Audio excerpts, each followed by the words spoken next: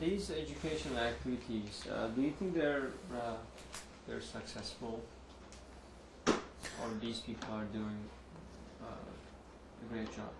Oh, from my experience and my observation, the educational experiences that that Gulen is backing and pushing, and I suppose with the help of other sponsors in that, I would have to say that they must be very successful.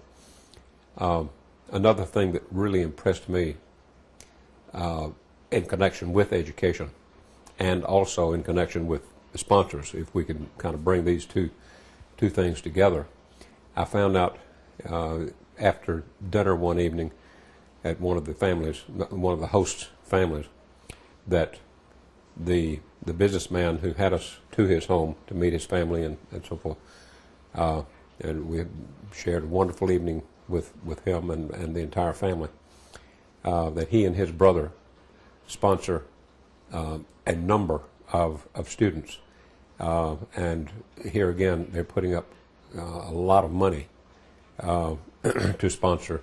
I believe he said, I don't want to misquote him, but I believe he said he and his brother were sponsoring 500 students to go to one of these private schools, and I'm assuming that this is one of Gulen's schools that he has initiated.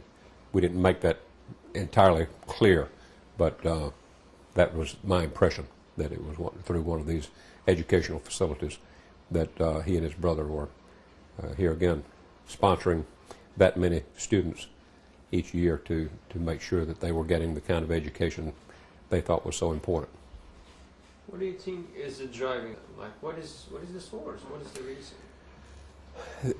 I think there can only be one reason, that Gulen and people who look for him to leadership, look to him for leadership, have to be sold on the importance of education.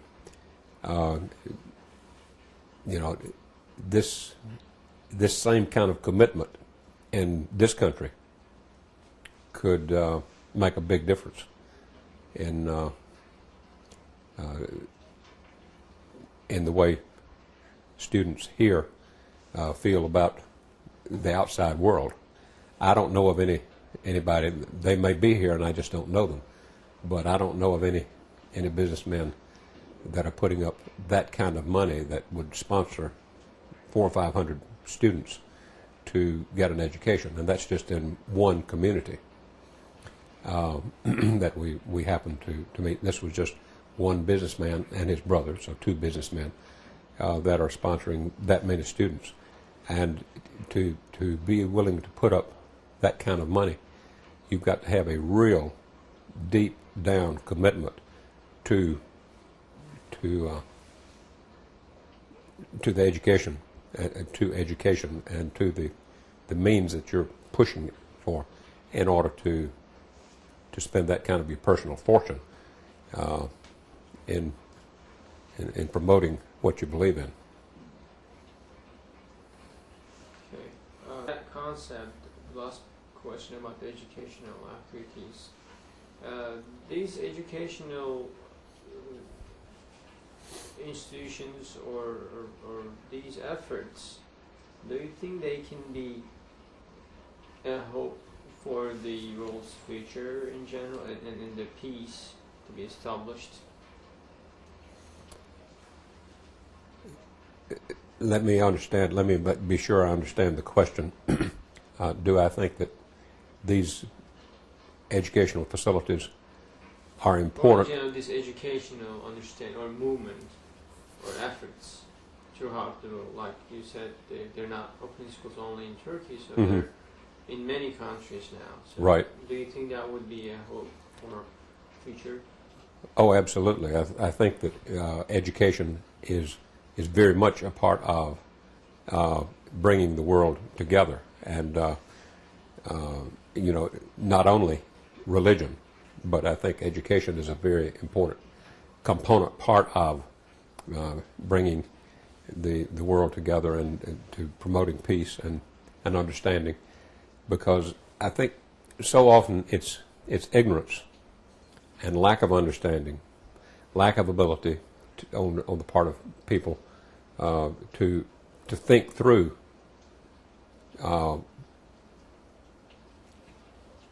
ideas and to think about things that are really going to promote peace between peoples, whether the peace in families, peace between communities, peace between the larger community, countries of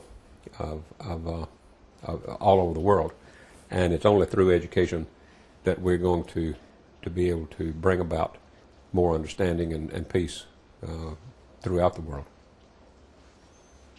So the third part actually, the interfaith dialogue, with the connection that you mentioned about kind of the understanding the other, the mutual respect, and sort of connecting the other people and sharing with them. What would you think the prejudices or the things that prevent people to believe in interfaith or intercultural dialogue? Like what makes them don't believe in that? I think one of the biggest problems we've got is lack of understanding.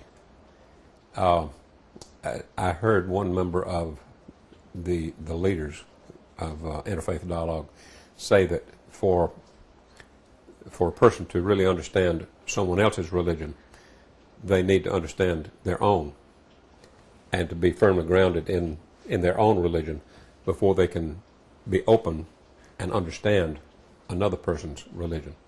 And it's fear. It's not only, for lack of a better term, ignorance, but I think ignorance and fear go together on this. And someone who lacks the understanding of their own religion and the lack of openness to other ideas, and not to be open to them and not let it shake their own ideas,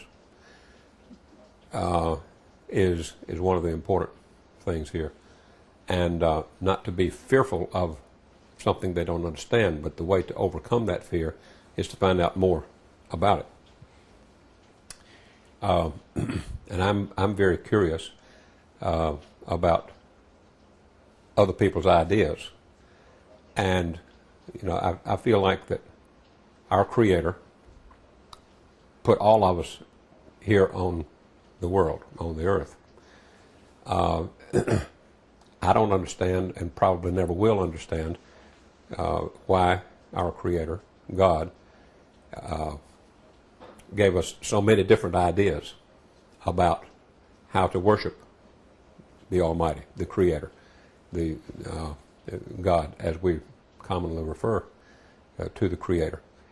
And I'm not sure that any of us will ever have the capacity to understand the mind of God, because after all, that's why God is God.